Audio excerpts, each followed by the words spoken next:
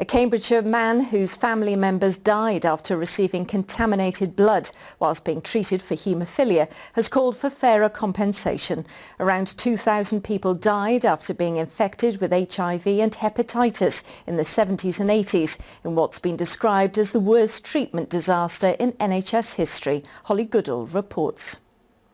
Tony Farrugia was just 14 when his family was torn apart as a result of one of the biggest treatment scandals of all time.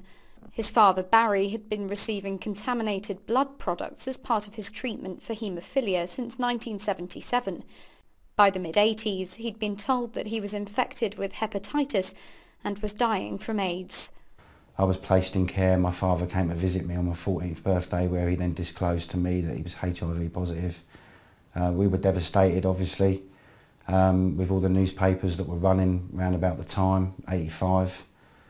It was being portrayed as a gay disease. The stigma was awful. We didn't speak out. I never told anybody. And Dad was sectioned under the Mental Health Act in the April of '86. I never saw him again. He died in the September. Sadly, Barry wasn't the only member of the family to be affected by the disaster. Tony's two uncles were also infected and later died, and his cousin is still living with HIV.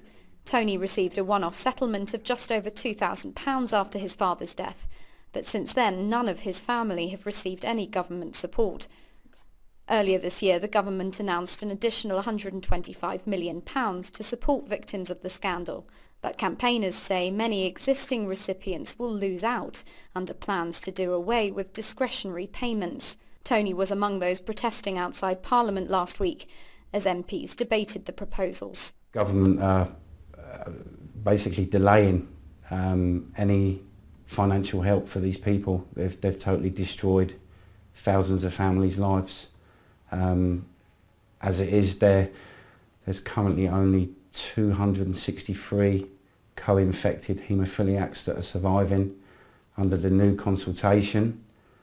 Under the consultation proposals, most of the co-infected, or all of the co-infected, will have their discretionary payments cut and will actually receive less than what government are actually painting it out to be. The payments don't go far enough. They really don't go far enough to help with the impact of these viruses on people's lives. They've lost their jobs, some of them have lost their homes, their incomes, and also with haemophilia being a hereditary disease, some families have lost several members of the family of one generation. We've lost the whole generation of haemophiliacs in our family and has left 3 families devastated.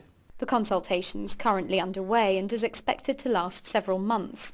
As more evidence emerges, Tony's hopeful that the victims' calls for justice will no longer be ignored.